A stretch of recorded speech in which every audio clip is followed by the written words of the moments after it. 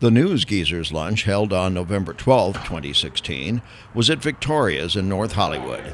Thanks for joining in to watch these video highlights. I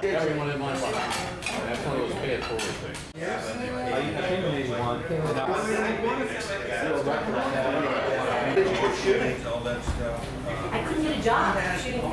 Get in here. We're so sending me pictures. In here.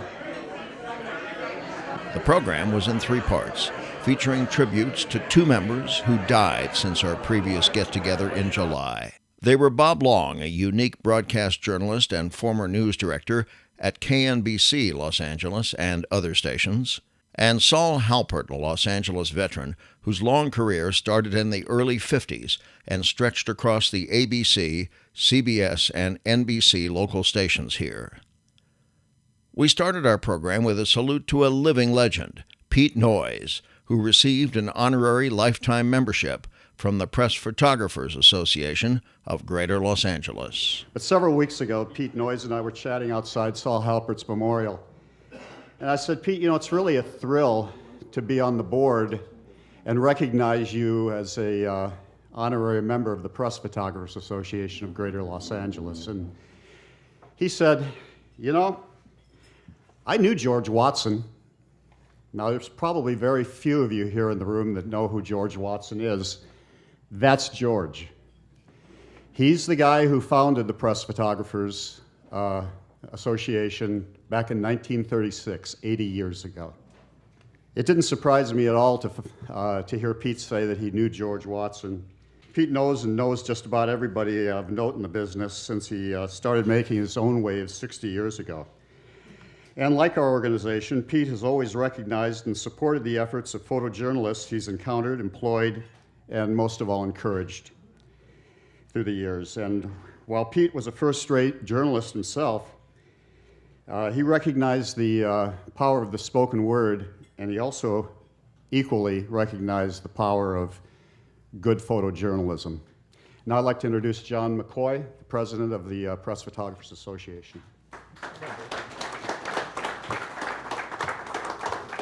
Hey, good afternoon, everyone. Usually the Press Photographers Association has an event every month or so where we have students come in and they're bright-eyed and bushy-tailed and ready to take on the world every morning when they get up. And this is a little different crowd for me. I think a lot of you get up in the morning and you're just, that's an accomplishment in and of itself. But speaking of somebody who's accomplished, one of the things that the Press Photographers Association has always sought to do is to become a mentor for people who are coming along in the business. We bring our experience and our knowledge to bear when it works with mentoring younger photojournalists and even some just regular journalists, everyday reporters that are out there that are taking on the new responsibility of being videographers and shooting for the web. So when it came time to look at the vast and accomplished roster of people that we've made honorary members, the list is very short, but vast in its incredible history. We have people like Johnny Grant, Bud Abbott, believe it or not. And this is one of the few rooms I've ever been in where that name means something, Bud Abbott.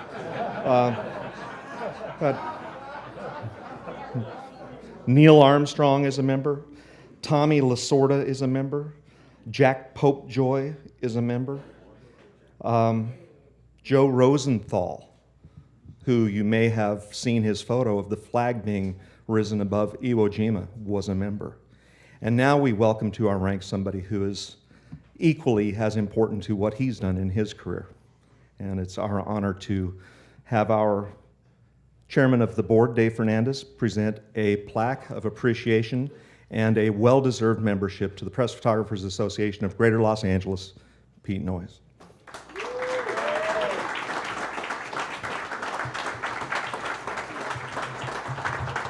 Thank you very much, gentlemen. I'm honored deeply by this award. Yes, I do go back a long ways. Back when I was a young reporter and editor at City News Service back in the 50s.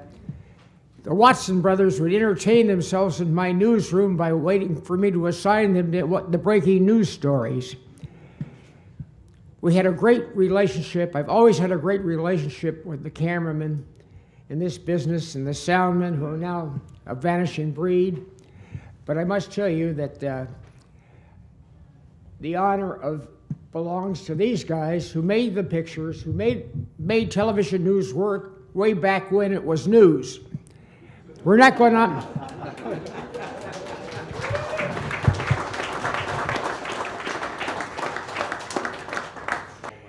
There were 7 brothers, 6 of whom were professional photographers. Their uncle actually covered the bombing of the LA Times in 1910. So they have a library in Glendale which has 4 million prints, believe it or not, of life in LA.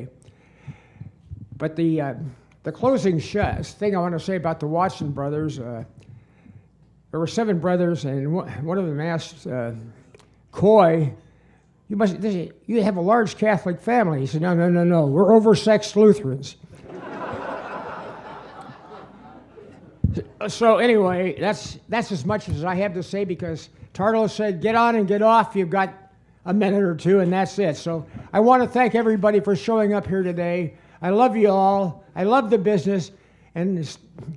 But please, please, don't salute the cell phone people. They're killing it.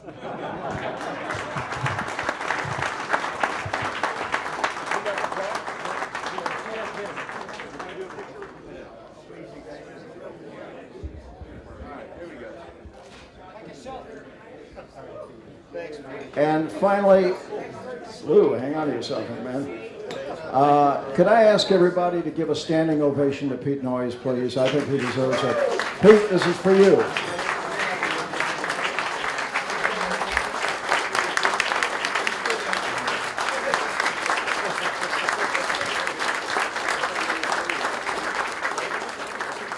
When this group was only about 30 members strong, somebody came to me and said, you're going to have a real problem with doing this. And I asked, what's the problem? And they said, well, people are going to die. And I said, I can't help it with people dying. All we can do is come together as a family, honor their memories, honor their contributions to our business, and keep them in our hearts and memories. And that's what we've done for, unfortunately, far too many members in the 6 years that this group has been in existence. And we have to do it again today, as we honor 2 absolutely remarkable gentlemen, both of them unique personalities, both of them veterans, both of them who contributed so much to the television journalism business. And they are, as you know, Bob Long and Saul Halpert. I have 2 videos I'd like to show you, and then this is going to become an open mic forum. A lot of you worked with both gentlemen, so I'm not going to try to segregate this and call one group up and then another group up. Doesn't make sense. I'll have you come up as you like. There's some people in particular I'm going to ask to come up. But let me show you 2 videos that we put together. Thanks to KNBC for providing me a lot of the ingredients for this first one. And the second one, thanks to KNBC, KNXT, KABC, and every other station in town. So let me show you this one first. This is Bob Long. There's 4 elements to this. The tape runs 7 minutes and 30 seconds. Bill?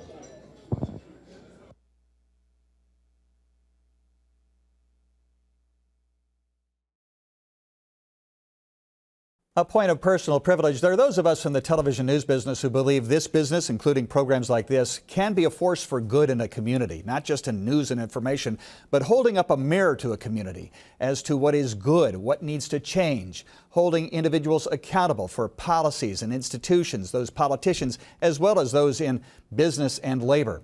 Well, those of us who believe all that have been in mourning this past week because of the passing of an individual who was a champion of that ideal. His name was Bob Long, and while he was not an on-camera personality, chances are he impacted what you saw and heard over the past several decades on television news in Los Angeles. A native of Washington, D.C., Bob served in the Marine Corps, retiring at the rank of captain before getting his first break in journalism at Time Magazine's D.C. bureau. He later moved west to work on the pioneering The Big News on the old KNXT Channel 2 with Jerry Dunphy and the great Ralph Story, where he was once shadowed by an editorial assistant, the niece of a station executive, a young actress who was quietly researching a role for a new show. Bob recalled that eager newsroom staffer, Mary Tyler Moore, when he appeared on this program in 2009. This beaming new desk assistant arrived and was constantly handing me wire copy and coffee and smiling at me, and she wore these little sailor suits all the time. And I asked the boss, I said, isn't she a little long on the tooth for this kind of work? And she's a little goofy. She just grins at me all the time. And he said, how long were you in the Marines? And I said, not too long. I said, you don't know who that is? And I said, no. Bob and another legend in that newsroom, Pete Noyes, were the inspiration for the Lou Grant character on the Mary Tyler Moore Show.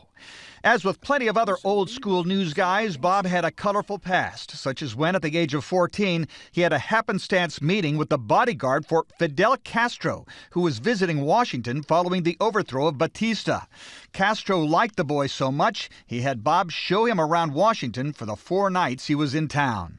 His newsrooms included KNBC TV, where he worked twice, most recently as news director, KCAL Channel 9, KCOP Channel 13, and WRC in Washington. Not a fan of celebrity gossip nor of freeway chases, Bob was a champion of Big J journalism, setting a standard of fair, accurate, and consequential reporting up until his final days at Voice of America in his native town. Bob Long, a champion of broadcast journalism at its highest level, passed away this week from cancer. He was 72.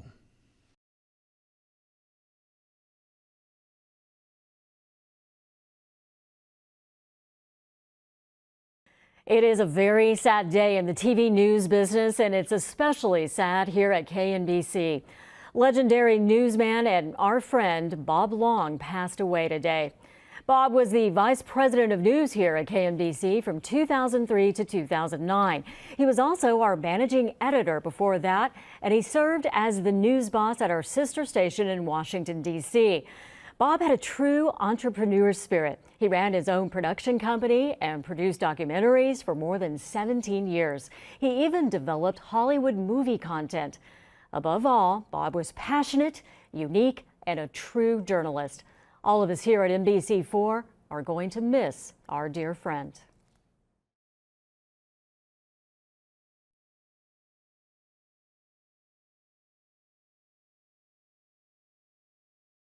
From man's new frontier, the limitless reaches of space, from the world we live in, from the United States of America, from Los Angeles, comes the story of today, the big news. Good evening, Jerry Dunphy, and tonight's big news in color. But I remember flying into Kuwait, and it was late at night, and we were coming in, I think, from Rome, and he said, I hope it doesn't take too long to check into the hotel. I'm tired. You know, I'll have to sign some autographs. I said, Jerry, they don't watch the big news in Kuwait. And he said, they'll know who I am. I said, Jerry, it's Kuwait. And we get in the cab, 2 o'clock, 3 o'clock in the morning, driving through these empty streets, seeing minarets, and drive up to the Sheraton. Walk in, and I hear this screech across the lobby. Jerry Dunphy. It's a woman from Los Angeles. What she's doing in the lobby of the hotel at 3 o'clock in the morning, I have no idea. He smiled at me, signed an autograph. He said, smart ass, see? They do watch me here in Kuwait. My favorite picture was taken outside of an Israeli bunker in the Golan Heights. It was the outfit he was wearing that drove the Israelis nuts. Dressed in form-fitting khaki shorts and a bush jacket. And I was with him when he picked that out at Robinson's in Beverly Hills.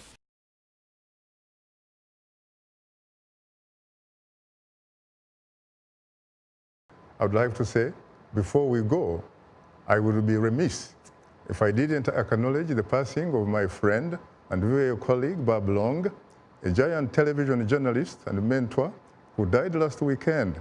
Bob, affectionately known to some of us as Captain Bob, served in the U.S. Marines before becoming a journalist of note.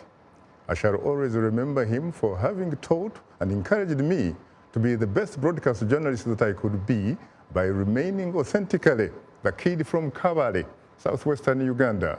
Our prayers go to his family, and may his soul rest in eternal peace. This next tape came as a request from Jack Halpert, who you're going to hear from right after this video rolls. He asked me to put together a package saluting Saul. And that became kind of an adventure because this goes back so far that many of these clips don't exist in station libraries anymore. They're in personal hands. And thanks to Dan Gingold and to Pete Noyes and a few others in the room, I was able to get all of these together, and I thank you very much. So then it became kind of a question, so who do you have narrate this? Well, it's not going to be me. I couldn't think of just going to any air personality, of which we've got some very talented ones in this room.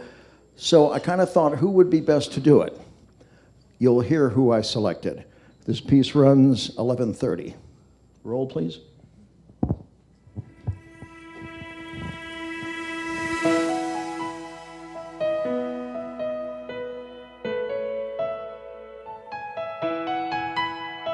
For more effective toxic control programs.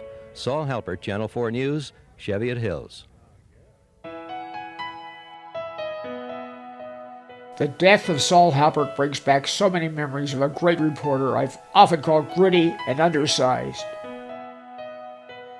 Yet he loomed large as he covered Los Angeles through the decades from the 50s to the late 80s. From film to tape, from manual typewriters to computers, so many changes. But his dedication to solid, even-handed, accurate, thorough journalism remained rock solid. Those lofty attributes are what we remember most today as we gather to salute Saul. Born in New York State, he went to high school at Belmont here in Los Angeles, where in 1940 he met the love of his life, Ruth Levin. He was a second lieutenant in the Army when they married in 1943. After 2 years in radio, his television news career started at KECA Channel 7 in Los Angeles in 1950, which changed call letters to KABC TV in 1954.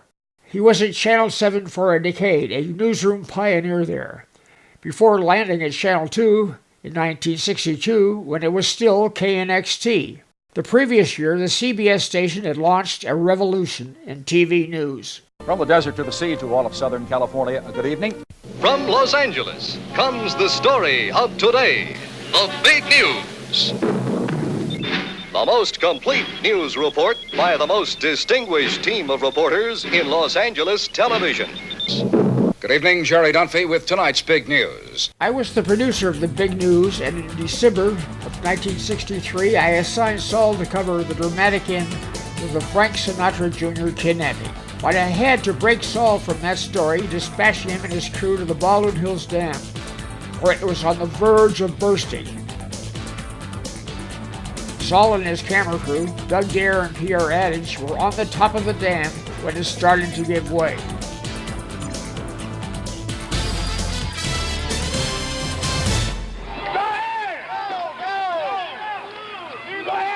In 1965, Saul Halpert had the lead story in this night's big news coverage of the Watts riot. Night and day rioting, looting, and burning. Newsmen who have been in Vietnam and the Dominican Republic, and those who have seen the worst of the civil rights struggle in the South and the East, say nothing they have seen elsewhere compares with the unbridled rampaging in Watts during the past 24 hours. And for that story, Saul Halpert, who's been there. Saul.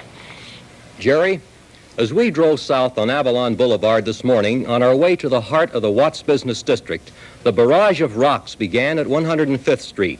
Young people, many of them boys only 12 and 13 years old, stood along the curbs and rained their missiles on the KNXT camera car.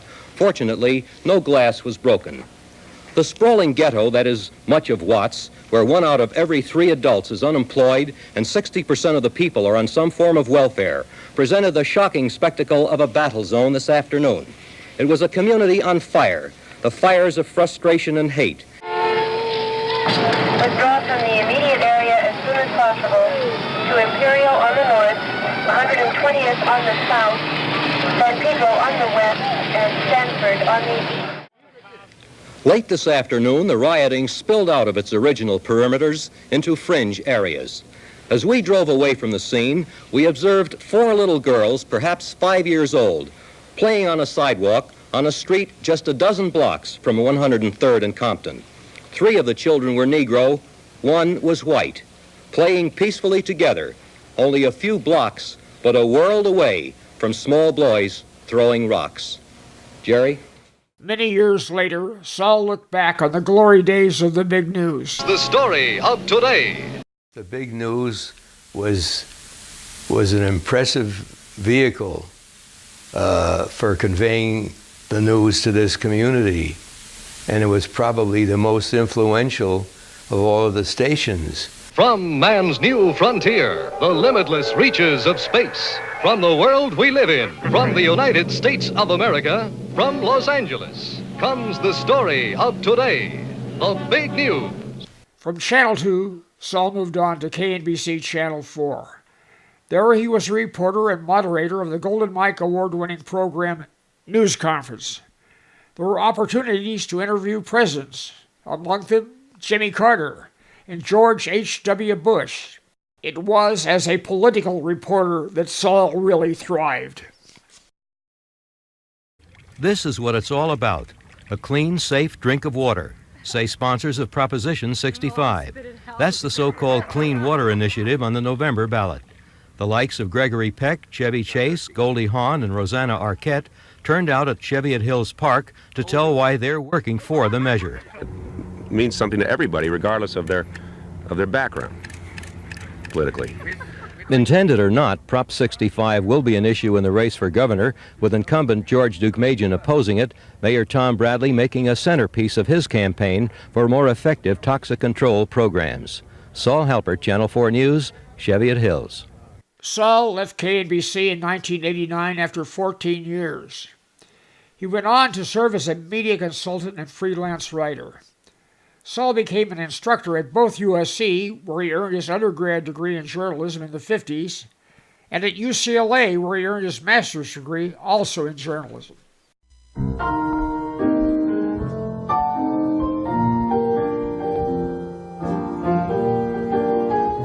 In his later years, Saul would often attend lunches held by the News Geezers, a congenial group of mostly retired Southern California broadcast and print veterans. He joined in the hearty laughs and war stories, here with another LA legend, the late Stan Chambers of KTLA. At one of these lunches in 2012, he sat down with Bob Tarlow to talk a bit of shop. Saul, you're holding the mic. Yes. Saul Halpert. That's right. Legend holding mics. Oh. How long has it been? It's since I've held a mic, it's been a good 20 years, more than that. Long time. What do you think of this group and how we've come together? Well, it's amazing that any group comes together these days. It's very difficult to keep people together. Everybody is an individual and everybody's fighting about something, and so it's an achievement to have anything that's togetherness. That's true. Saul, when you think back over a long career in television news, what story stands out for you the most? If you had to pick one story that was the most significant, what would it be? It would be the school desegregation in Los Angeles. Why do you say that? Because more people were involved in that than anything else. It was not a single thing where somebody was a hero or a clown or whatever, but it involved hundreds of thousands of people. And it wasn't just in this city, it was in every city in the country. When the Supreme Court said that you couldn't segregate students from white and black. They all had to be together. And that ran against the feelings of a lot of people at the time. I think the time has changed since then, but it became a very big crisis. The school people didn't know how to handle it, and it was a terrible time in this city. In September 2012, Saul was honored at his 90th birthday party, a celebration at the Beverly Garland Hotel in Los Angeles that brought together friends and family from across the country. It was organized by Saul's son, Jim. For Saul, it was a chance not only to celebrate, but reflect. And you know, I've been in the business a long time. I've 50 years in the business, and I know it from inside out. And I see a lot of good things, a lot of bad things. And the bad things are easy to pick up for any place you look. And the good things are harder to find. So you have to watch yourself and make choices. I worked for ABC, CBS, and NBC, all three of them. And I learned a lot in each one, and how to do things right and how to do things wrong. And it was a good experience. So I had a good life. I had a good life in that. Some of Saul's closest, dearest, most devoted friends were there for that birthday party in 2012. Among them, Yuri Shirian and his amazing caregiver, Carmen Guerrero Boveta. It was very lovely. Thank you. Saul Halbert died at home in Sherman Oaks on August 16th at the age of 93.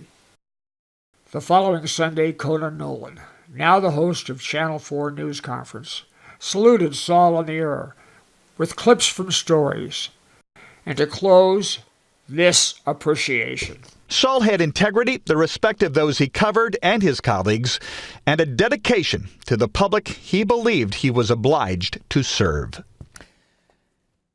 Saul Halpert was awfully sweet to this reporter 30 years ago when I arrived here at KNBC. He was so gracious in helping me navigate the big city of Los Angeles. He was 93 years old. God rest his soul.